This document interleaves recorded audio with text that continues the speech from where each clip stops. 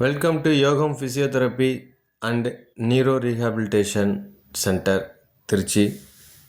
இப்போ நம்ம கிளினிக் வந்து advanced level of neuro rehabilitation training கொடுத்துட்ருக்கோம்.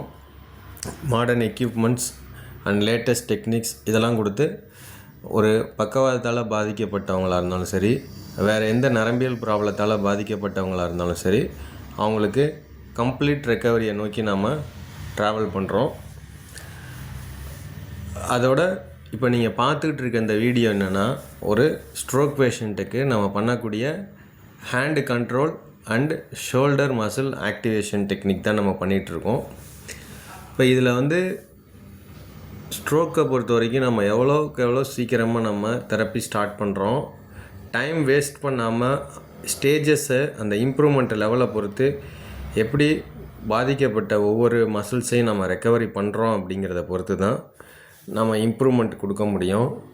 இப்போ என் கிளினிக் வர எல்லாருமே வந்து பார்த்திங்கன்னா ஒரு நிறையா நாட்களை வேஸ்ட் பண்ணிவிட்டு தெரியாமல் இல்லை வேறு சில காரணங்கள்னால டிலே ஆகிட்டு 2 வருஷம் 3 வருஷம் விட்டுட்டுலாம் வராங்க. அவங்க எல்லாருக்குமே நாங்கள் வந்து நம்ம நல்ல விதமாக ரெக்கவரி பண்ணிகிட்ருக்கோம். ஸோ இந்த மாதிரி டிலே ஆகி பண்ணுறதை விட இயர்லி ஸ்டேஜ்லேயே நம்ம கண்டுபிடிச்சி அது ஸ்டேஜஸை ஃபைண்ட் அவுட் பண்ணி ட்ரீட் பண்ணோம்னா ரொம்ப ஈஸி. ஸோ ஸ்ட்ரோக்கால் பாதிக்கப்பட்டிருந்தால் அதை பற்றி கவலையே பட தேவையில்லை. முடிஞ்ச வரைக்கும் நம்ம அவங்களுக்கு வந்து ரெக்கவரி நம்ம பண்ணிடலாம்.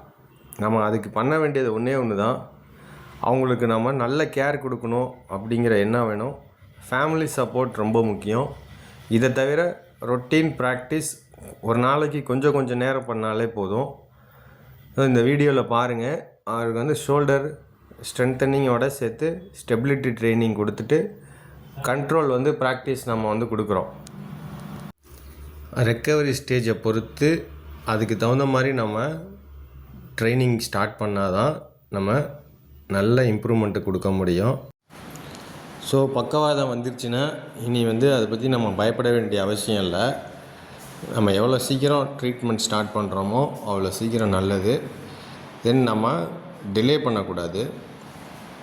அதை விட முக்கியம் கரெக்டான ஸ்டேஜ் கண்டுபிடிச்சி நம்ம ட்ரீட்மெண்ட் பண்ணணும். தேங்க்யூ.